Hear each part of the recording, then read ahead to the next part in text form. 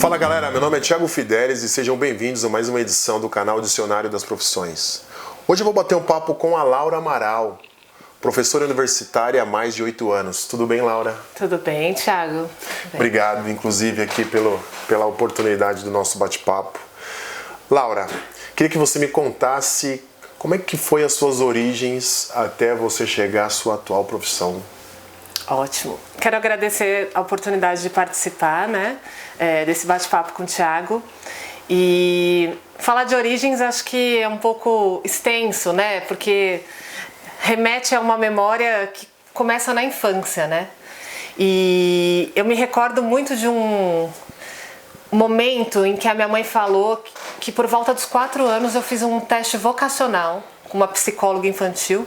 Isso fazia parte da escola mesmo, e que ela nunca me contou que uma das minhas aptidões era para arquitetura ou artes, E aí, justamente para não me influenciar, ela guardou isso, e quando eu decidi fazer arquitetura como minha formação universitária, ela me revelou essa história. Então a minha trajetória começa pela busca de profissões voltadas à criatividade, E dentro das pesquisas que eu realizei no final do ensino médio, na minha época não era ensino médio, era colegial, já estou entregando a idade aqui, eu optei por tentar fazer algo relacionado a essa etapa de criação, e fui para a arquitetura, Então, num primeiro momento, eu pesquisei bastante sobre o assunto, que eu acho importante, falar aqui para quem está ouvindo a gente, que conhecer um pouco da profissão, mesmo que preliminarmente, é importante. E passei por processos de fazer cursinho, prestar vestibular, e ingressei na Universidade Presbiteriana Mackenzie, no curso de arquitetura. Foi um curso de duração de 5 anos, E assim que me formei, busquei atuar em várias áreas, E é uma coisa que eu sempre falo para os estudantes, que eu acho que é a nossa missão aqui nesse bate-papo também. É importante vocês tatearem sobre as possibilidades, que existem numa profissão. A gente vai falar um pouco mais para frente sobre isso, mas a minha busca foi áreas possíveis de atuação. Então, logo formada, eu fiz estágios, um pouco antes de me formar, fiz estágios na Receita Federal, no Departamento de Arquitetura, trabalhei também numa empresa de racionalização construtiva, depois fui trabalhar com cenografia de eventos, recém-formada já, e numa empresa ligada a design de interiores. E antes de chegar aqui na minha carreira acadêmica, a minha última atuação no mercado, assim, dentro da área da arquitetura, foi num escritório, Não era um escritório de grande porte, mas no qual eu tive a experiência de vivenciar várias etapas de projeto, Então, o meu foco sempre foi trabalhar com um projeto de arquitetura. E nesse caminho, para me tornar professora universitária, que é o objetivo da nossa conversa, aconteceram fatos ligados à vida pessoal. Então eu fui mãe, eu percebi o início da velhice dos meus pais, mais propriamente da minha mãe, e resolvi pensar em outras possibilidades de atuação dentro da arquitetura. E fui estudar para isso, Então fiz uma pós-graduação, e depois consegui ingressar dentro do mercado da educação, também passando pelos desafios normais da profissão. Então fiz uma entrevista, e aí fui aprovada a partir dessa entrevista, numa universidade, e comecei a atuar como professora. Dentro desse meio acadêmico, porque eu falo, o percurso não é tão simples, A gente também vai detalhar isso depois. Eu fiz um mestrado, Já atuando como professora, mas com o objetivo de me especializar mais e de me tornar mais apta, em termos de conhecimento, em termos de experiência, em termos de contato com o meio acadêmico. E o meu mestrado foi concluído em 2019, Então, eu passei Uau. grande parte do meu tempo dando aula ainda como especialista, né, mas muito focada em evoluir cada vez mais.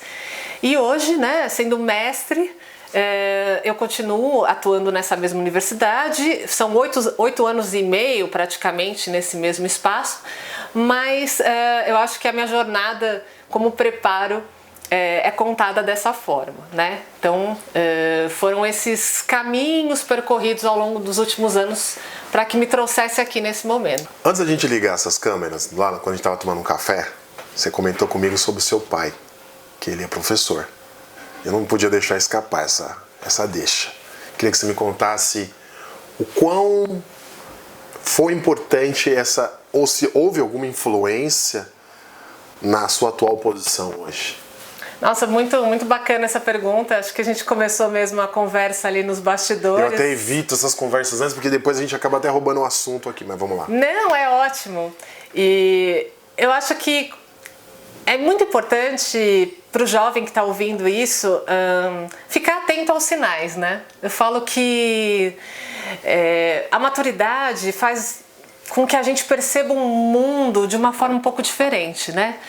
E às vezes tem aquela frase de que casa de ferreiro, espeto de pau, e o jovem às vezes tem a oportunidade de se inspirar por alguém tão próximo e tão amado e que te incentiva a fazer coisas, e a gente às vezes busca a resolução ou os caminhos fora, né? Então, o meu pai, ele tem formação em engenharia, né, elétrica, especializado em eletrônica. Meu pai é aquela pessoa também que sempre gostou de estudar, passou no ITA, né, que é uma universidade em São José dos Campos que até hoje é muito concorrida. Demais. E ele, tecnologia, né? sim, ele passou na época da ditadura militar, então tem toda uma história de que meu pai abriu mão de estudar no ITA por conta da repressão que eles tinham, mas isso eu falo que é um capítulo para outra conversa. Mas eu acompanhei bastante a vida acadêmica, né? O meu pai, ele trabalhou também em empresas, né, ligada à área de engenharia e buscou, né, não tanto com especializações como eu fiz, porque o caminho antigamente era um pouco diferente, né? Tinha um embasamento mais empírico, ou seja, a experiência da pessoa contava naquele momento, mas meu pai foi professor em curso técnico e no ensino médio.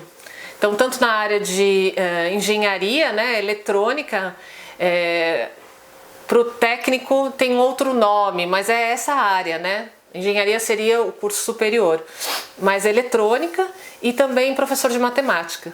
E aí, como eu falei para você, que falando para os jovens também, toda vez que eu ia perguntar uma dúvida para o meu pai, desde a época da escola, então, pai, como que eu resolvo esse problema em matemática? Ele era aquele tipo de pessoa que nunca me dava solução pronta. Então ele contava a história da matemática para depois falar, olha, você concluiu, você conseguiu entender esse contexto? Então, de alguma forma, além da atuação dele profissional, né, como um professor, esse tato que ele tinha de não me dar resposta pronta me tornou uma investigadora e também me inspirou a estar na área acadêmica, né? Entender essa atuação do papel do professor. O que a gente aguça nesses alunos? Então, realmente tem uma inspiração do meu pai. Você sabe que ouvindo você falar, eu estudei no Colégio Fernão Dias. E, óbvio, quando a gente olha exatamente até o papel do professor na nossa época, é diferente de hoje. Infelizmente, devido até... Primeiro, é uma profissão que eu aprecio e, para mim, tinha que ser muito mais reconhecida do que é hoje. Porque a gente sabe que o papel de um professor no nosso país, ele é, infelizmente, subestimado, mas eu acho que deveria ser um dos principais cargos, porque é o grande responsável por formar pessoas. Sim. E essa educação, ela não se resume somente dentro de um lar. O professor, ele acaba sendo uma extensão também da educação de um ser humano. Além do esporte, do qual foi minha base, e você sabe bem.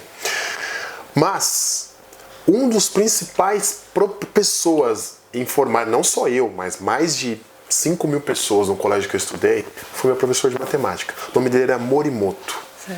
Falecido já. Sim. Mas esse cara, para mim, foi um marco na minha infância e na minha adolescência, porque ele era coordenador e professor de matemática. E para mim foi uma das melhores referências E eu sou um grande apaixonado por matemática e cálculos justamente por causa dele. Esse cara foi duro com a gente. A gente tinha castigos e várias das coisas, mas só trazendo aqui uma referência para você também, que foi uma pessoa que marcou muito a minha vida e de muitos que estudou comigo e estudou também no Colégio Fernando Dias.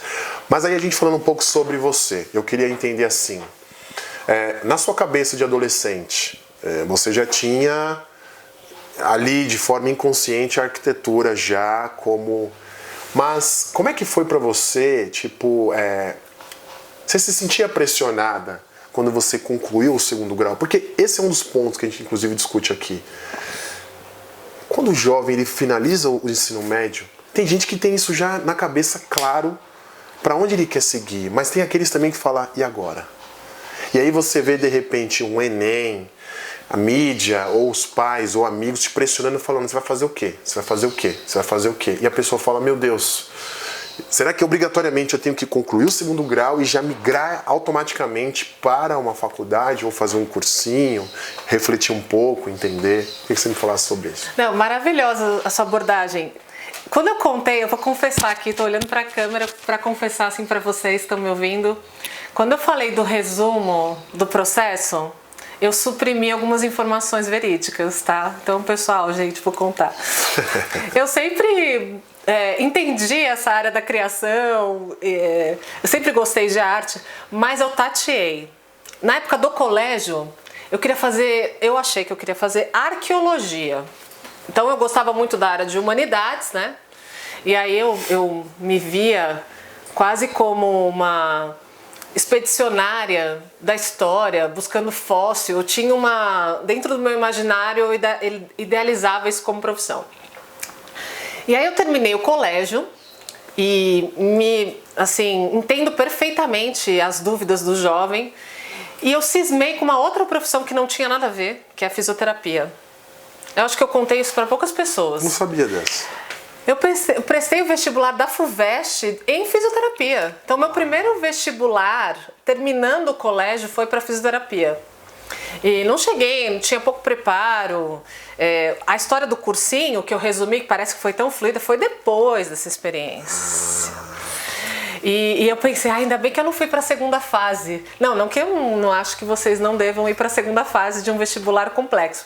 Mas eu ia me embrenhar num caminho que talvez eu demorasse um pouco para entender que não era aquilo, né?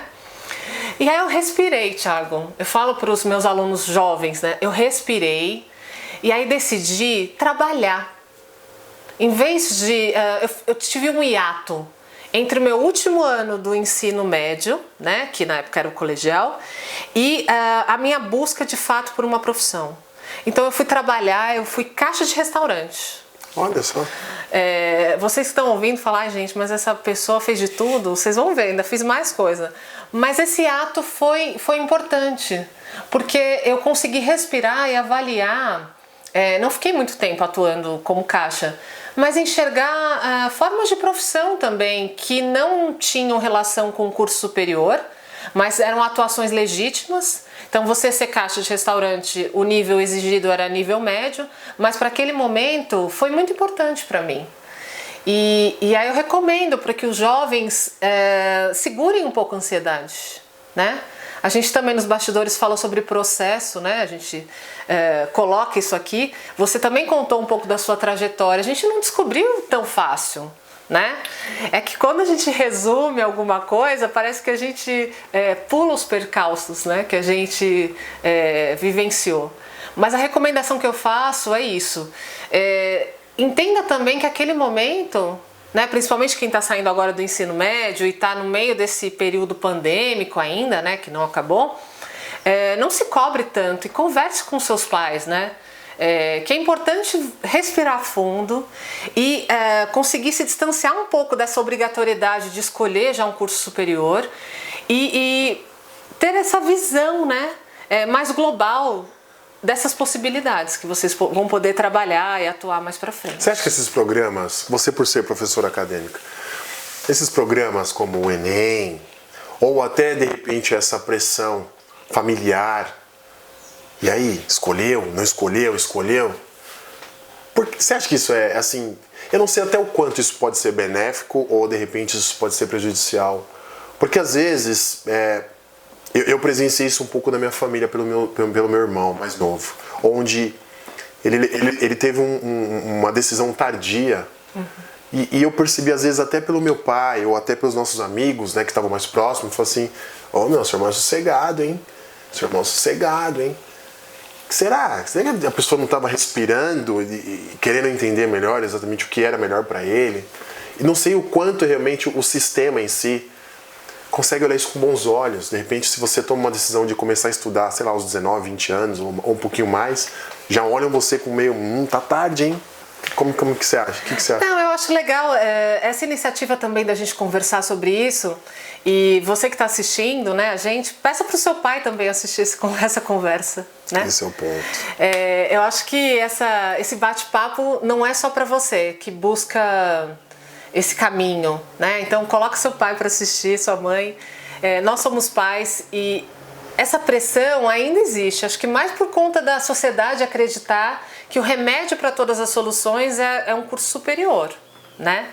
E hoje a gente tem outras possibilidades, né? Inclusive lá na faculdade eu dou aula no curso superior de arquitetura e urbanismo, mas eu também dou aula no curso tecnólogo, que é o curso de tecnologia e design de interiores, né? Então o curso de arquitetura tem a duração de 5 anos e o de design de interiores de 2 anos e meio. Então às vezes a pressão dos pais é tão grande que o aluno entra, eu percebo com os meus primeiros anistas que eu falo, né? Quando eu dou aula para o primeiro semestre, eles entram numa pressão tão grande que eles não conseguem nem entender o que eles vão fazer. Não deu tempo de entender. E aí, por mais que eu queira trazer aquele aluno e levar ele, lógico, nenhum professor vai desconvidar um aluno a trancar o curso, né, ou desconvidar a ser seu aluno, mas eu converso com eles francamente, eu falo, olha, você está com muitas dúvidas, então você não produz da forma que deveria, não entrega o trabalho, está acontecendo alguma coisa, né? E aí geralmente ele vem com essa queixa, não, meu pai, ou alguns até têm um poder aquisitivo alto, então o pai trabalha numa empresa de construção, ou a mãe é designer, e aí ele se vê obrigado a estar ali, né? E aí eu tenho essa conversa, eu falei, olha, tudo bem se não for arquitetura ou se não for design de interiores, mas em algum momento você vai ter que falar isso. Falar para você, falar para os seus pais. E aí quando eu tenho a oportunidade de conversar numa roda de amigos, lógico que eu não tenho esse alcance de falar com o pai de todos os alunos, né? Mas eu mostro isso, que você também acredita que às vezes eles precisam de um tempo.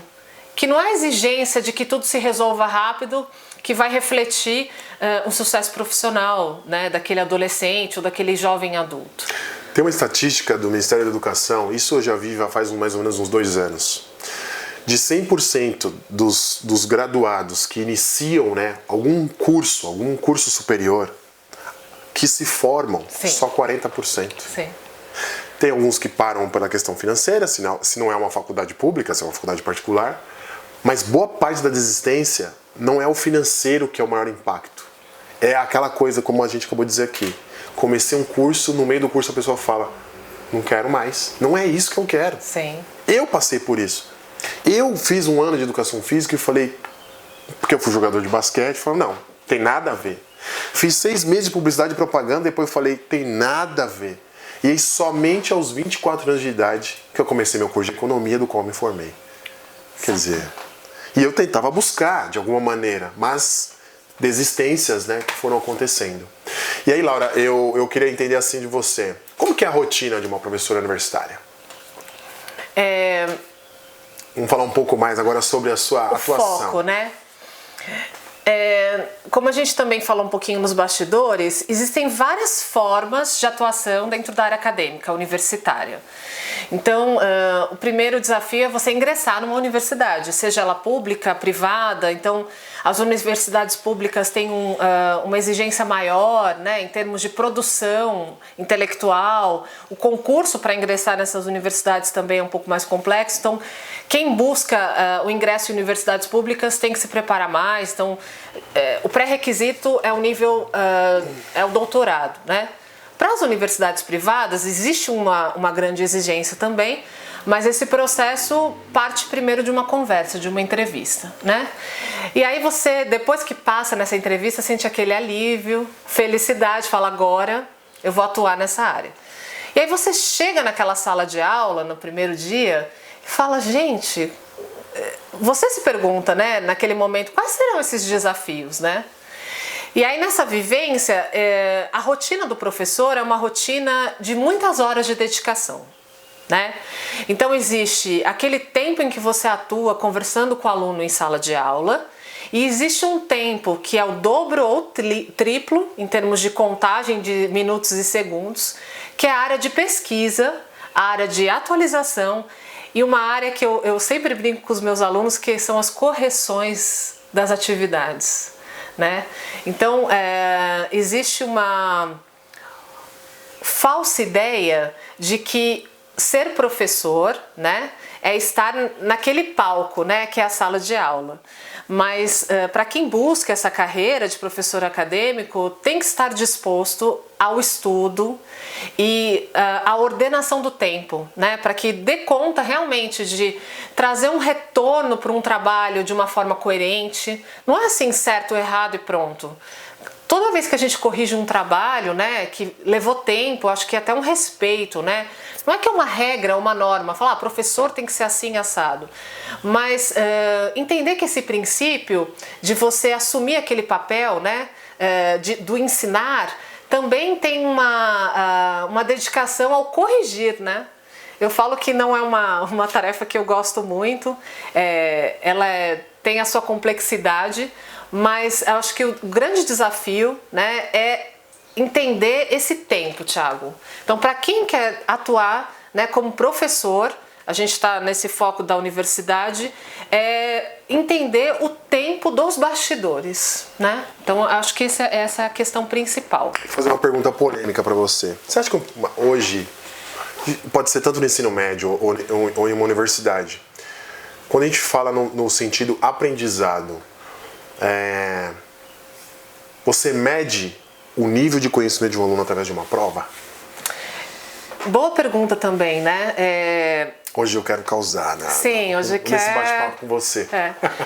Eu acho que existem vários tipos de curso. Eu acompanho outros cursos dentro da universidade, né? Por exemplo, o curso de engenharia, vamos supor a área que meu pai atuou, engenharia elétrica. Geralmente a avaliação final, que é a que vale mais pontos, é uma prova.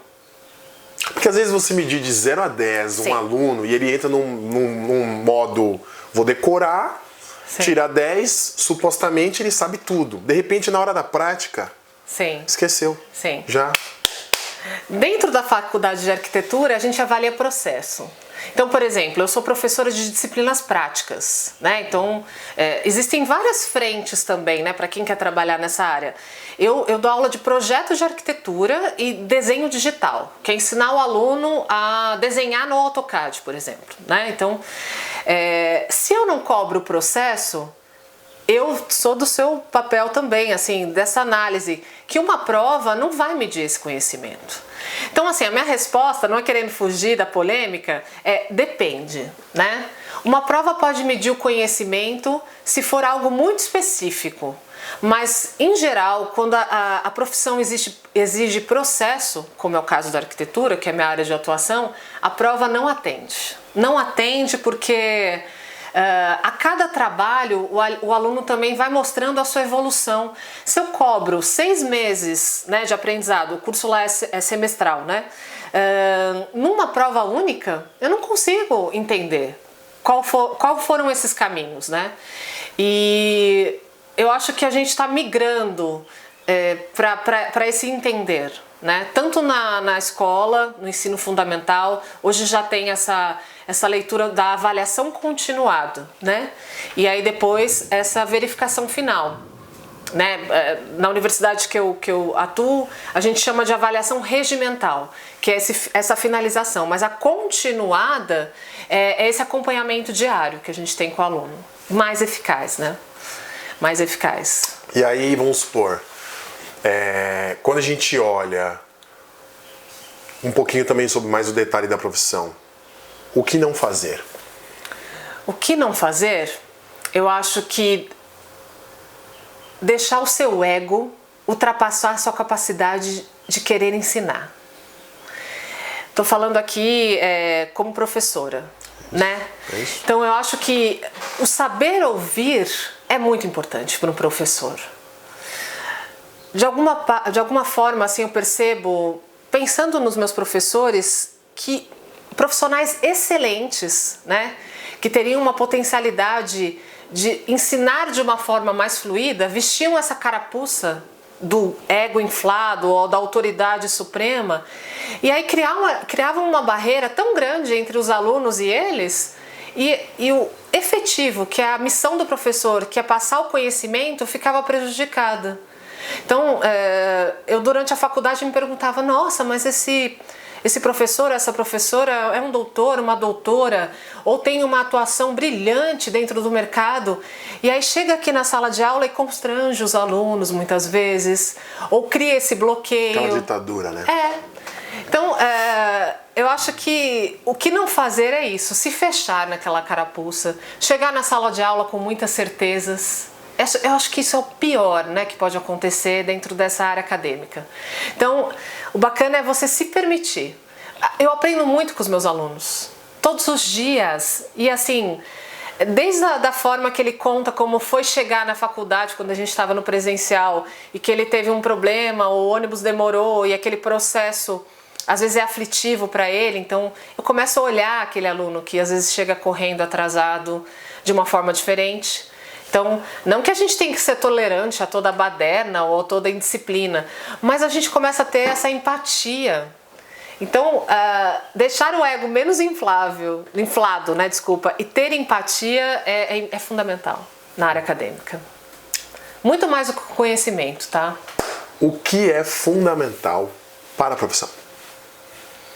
Fundamental para a profissão é o estudo constante.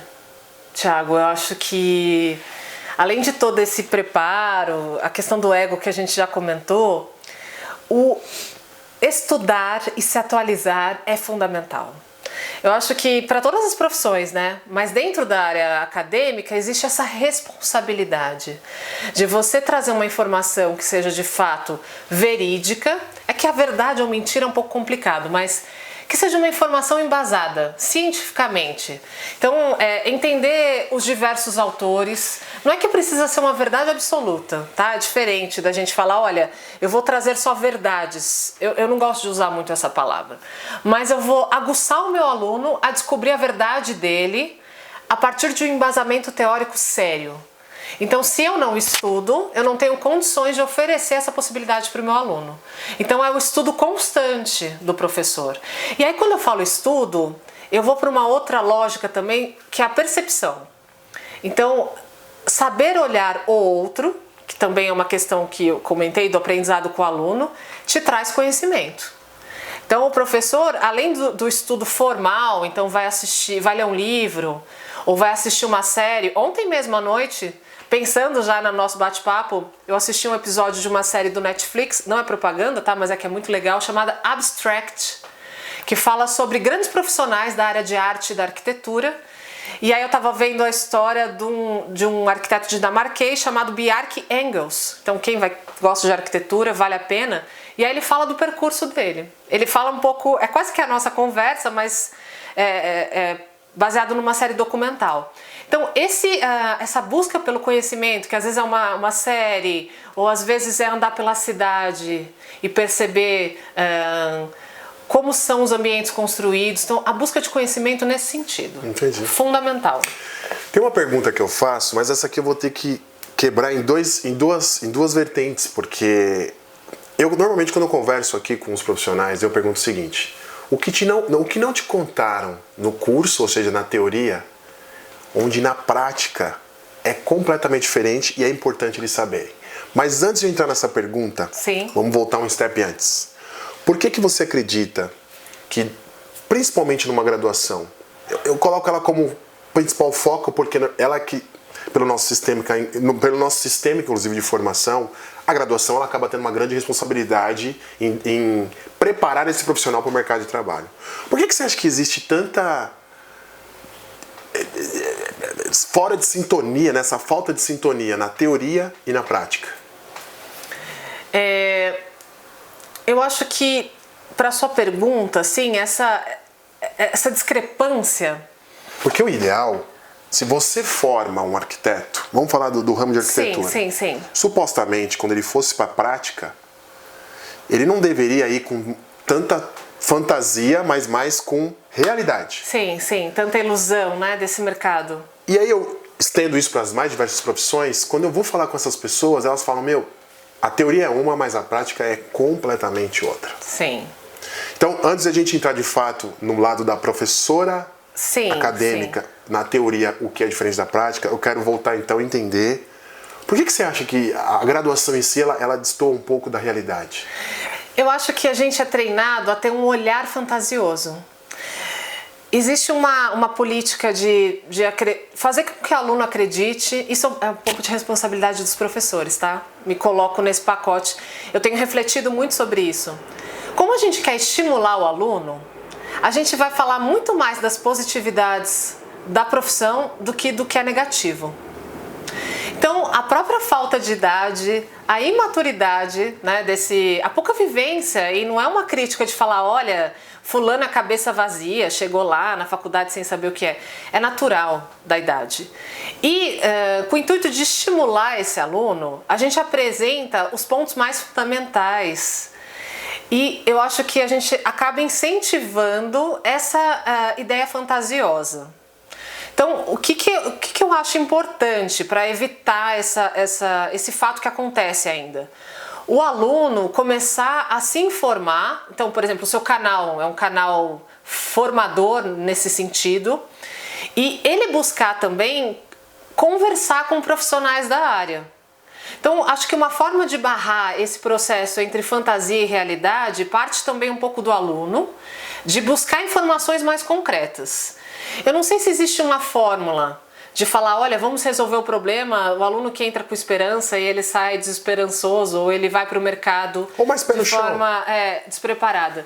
Mas eu acho que é uma somatória. O aluno buscar também informações mais concretas, conversando com profissionais, e nós, professores, mostrar também esse lado não tão glamuroso da profissão. Acho que a junção desses fatores vai evitar esse ciclo que continua acontecendo. Do aluno se formar e falar, poxa, não era isso. Agora vamos à pergunta principal. Sim. O que não te contaram no lado teórico, como uma professora universitária, que na prática é importante ele saber? Muito bom. Uma coisa que não me contaram e eu aprendi na marra é a importância da gestão do tempo. E eu coloquei isso nas minhas aulas. Eu falei, olha, se não me contaram, eu vou contar para os meus alunos, né?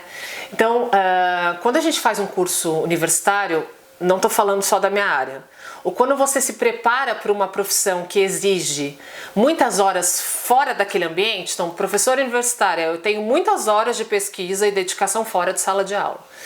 Então, uma coisa que não te contam ou que não te preparam, e eu acho que isso deveria ser feito no ensino fundamental, já com as crianças, é aprender a gerir o tempo. Existe uma lenda dentro do curso de arquitetura que a gente não dorme, né? Então, vira normal, assim... Grande vilã. Sim. E aquele momento de você não conseguir não dormir porque se dedica a outras coisas que não são fundamentais. Netflix, smartphone. Sim. E não dormir também porque gerencia mal o tempo. Então tem trabalho para entregar toda semana, você não faz durante o horário comercial. Tudo bem, se você trabalha, tem uma outra questão. Mas você aprender a gerir o tempo, dividindo entre obrigações e lazer, é fundamental. E existem métodos para isso. Não é normal o aluno virar todas as noites para entregar um trabalho. Procrastinação acho que é um dos grandes pedras no sapato da humanidade também, né? Sim. Então acho que o maior ponto que não me contaram e eu aprendi na marra, e aí eu procuro incentivar os alunos a refletirem também, é isso. Como a gente gere o nosso tempo? Será que a gente tem que abrir mão de tudo da nossa vida para ter aquela profissão? Não. Né? Ou eu aprendi ao longo da pesquisa do mestrado, por exemplo, que criar turnos de trabalho. Então, eu tinha um filho pequeno ainda e eu comecei a criar turnos, por exemplo, das 5 da manhã às 7, que era o horário silencioso na casa, e eu conseguia produzir a minha dissertação, né? E aí o aluno fala, ai professora, a senhora acordava às 5 da manhã. Eu falei, não, mas eu ia dormir às 10. Então, a partir do momento que meu filho dormia, eu também... Tinha paz. Isso, aí eu tirava a tela, né? Eu aprendi a ordenar isso. Então, foi essa parte que não me contaram, mas que é fundamental. Aprender a gerir o tempo. Como é que você vê o futuro da profissão como de professor acadêmico? Eu acho que a gente não pode se deixar abalar por todas essas notícias e mudanças de governo, mudanças de gestão, autorizações de curso ser semipresencial. Então, eu passei esse processo, né, agora. EAD agora se tornou... Sim, por exemplo, dentro do curso mesmo presencial, né, que é a modalidade que eu ensino, 40% pode ser fora de sala de aula. Eu peguei a transição para os 20% e agora existe uma autorização para que... É como se o aluno não precisasse ir para a faculdade 2 vezes na semana, né? Então, o futuro da profissão, ser professor é uma profissão infindável, não vai ter fim. Também acho, que não morre. Mas o futuro da nossa profissão também é um futuro transformador. Assim como o aluno vai se transformar e muitas vezes ser autodidata nesse processo do ensino à distância, nós professores precisamos nos adaptar. Aprender tecnologias que sejam relevantes para o processo de aprendizado. Eu falo como relevante porque o mundo bombardeia a gente com tantas informações ou tantas múltiplas tecnologias que mesmo nós que somos adultos mais conscientes queremos aprender de tudo. O jovem então muito mais, porque tem essa ansiedade, né? Mas é importante para o professor, pensando na transformação do ensino, ter um foco. Né? Assim como o estudante. Então, o futuro da profissão vai ser esse. Nós nos adaptamos, né? E nós nos adaptarmos às novas tecnologias para que continuemos sendo fundamentais na vida do estudante. Eu quero só aproveitar aqui para a gente fechar a conversa. Também, antes de a gente ligar essas câmeras, você comentou comigo um pouquinho como é que foi o impacto quando você estava dando aula presencial na universidade e você recebeu a notícia que haveria o lockdown e você passaria a ministrar suas aulas virtualmente. Sim. Então, fala um pouquinho para mim sobre isso, porque é importante também eles saberem que, como qualquer profissão na vida, você tem que, às vezes, ter um plano B.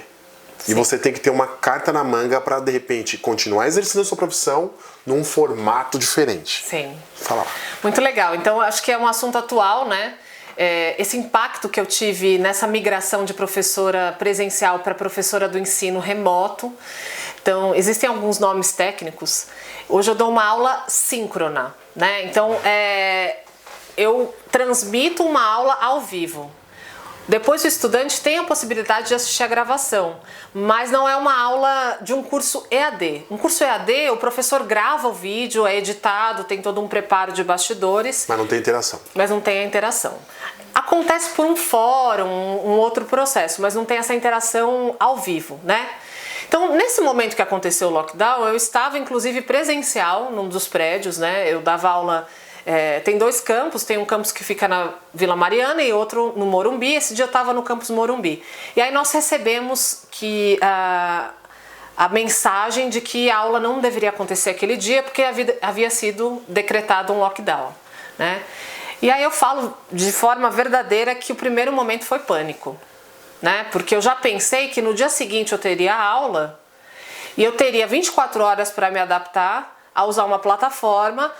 A vantagem é que a universidade que eu dou aula já tinha um embasamento para caso acontecesse esse problema, independente de pandemia. Então a gente tinha uma plataforma, né, virtual em que os professores EAD já utilizavam para ministrar as aulas. Então o suporte eu tinha. Então é engraçado, não foi essa a minha preocupação, porque o suporte eu tinha. Só que como usar esse suporte... eu não fazia ideia, né? Como que a gente conseguia justamente linkar todo o conhecimento que eu passava numa conversa franca com o meu aluno ali, né? Ao vivo, e preparar essa aula que ia ser ministrada, sei lá, ia virar um PowerPoint, que eu ia compartilhar uma tela. Então, num primeiro momento foi pânico. Eu precisei de uns 2 a 3 dias, né? para poder me organizar. Se reprogramar. Produzir conteúdos. Então a questão da gestão do tempo entrou muito de sola, assim, nessa pandemia. É porque em casa você tem que, às vezes, fazer um almoço, Sim. cuidar do filho, limpar uma casa, Sim. aquele papel de mãe, Sim. dona de casa e professora. Sim, porque não foi só a gente que entrou em lockdown, né? Os filhos também. Exato. Então, ao mesmo tempo que eu tinha o meu preparo de aula, ou ministrar a aula, o filho estava em casa. E aí tinha questão sonora, né? Então, o barulho da televisão, como vai ficar? Eu tô dando uma aula. E nós tivemos episódios, assim, muito até graves, de professores que cometeram gafes severas, né? E foram até desligados da instituição, porque fizeram comentários inadequados.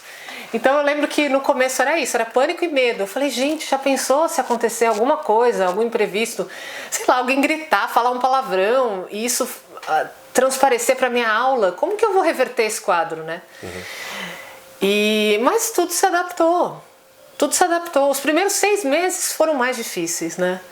E agora eu enfrento um novo desafio de me travestir novamente para esse papel de professora presencial 2022. De voltar, né? Sim, nós estamos sendo preparados para esse retorno. Ainda entendendo máscara, nós já, por exemplo, para a empresa a gente já fez a cópia da carteira de vacinação, né? Todos vacinados e etc. Então, os primeiros meses de 2022, se tudo caminhar, se nós conseguirmos voltar para o presencial, também vai ser desafiador. Mas eu acho que quando a gente olha, inclusive, pelo lado tanto profissional, né, que é o modelo híbrido, como o modelo também educacional, que também agora, até então, era um certo até preconceito de falar, não, mas peraí, eu pago minha mensalidade, não acho justo eu ter uma aula virtual. Hoje a humanidade já olha isso, Sim. a sociedade em si olha isso com bons olhos. 5 dias da semana, podia ser de repente só 2 presenciais e 3 online, porque aí eu tô na minha casa, no conforto da minha casa. O deslocamento. Exatamente. Né? Vários alunos, eu tenho conversado muito com eles, falam, professor, eu demorava 2h30 para chegar na faculdade. Eu lembro disso. Agora eu consigo desligar o computador e às vezes me reunir com um grupo aqui e fazer um trabalho em grupo. Muito rápido, usando vários aplicativos e programas, Zoom, Google Meet, etc. Então, para eles também vai ser impactante. A aceitação foi maior, mas eu acho que agora a gente vai lidar com tem uma palavra que não é técnica, que é o ranço.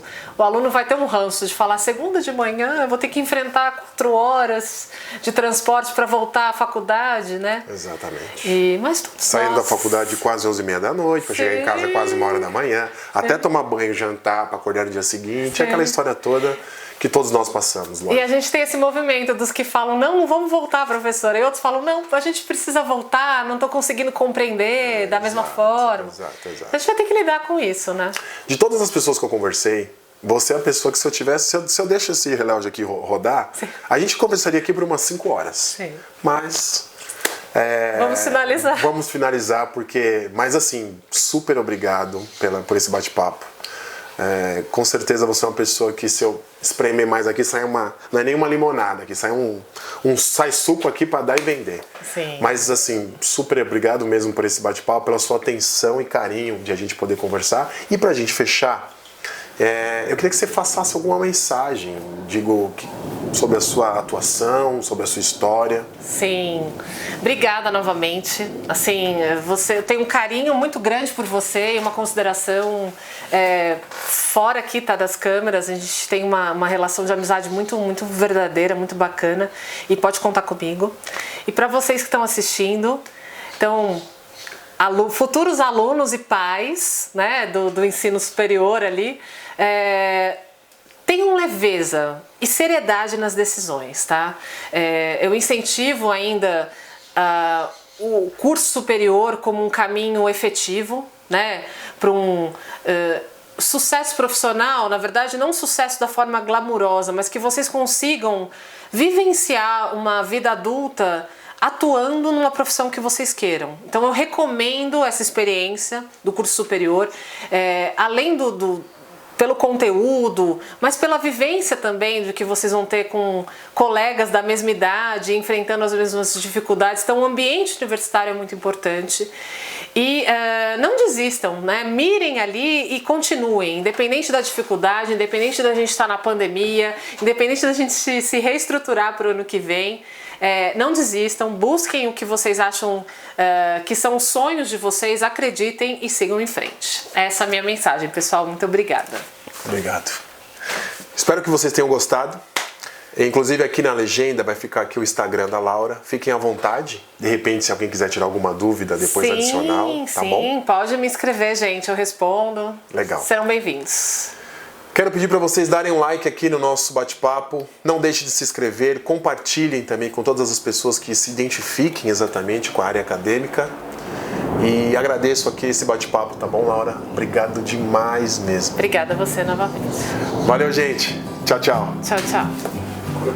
Que é isso? A gente ficaria aqui horas falando com essa mulher. Pelo amor de Deus. Ai, gente, mas tudo bem? Ai, você tem orgulho da mãe, né? Eu também tenho. De você.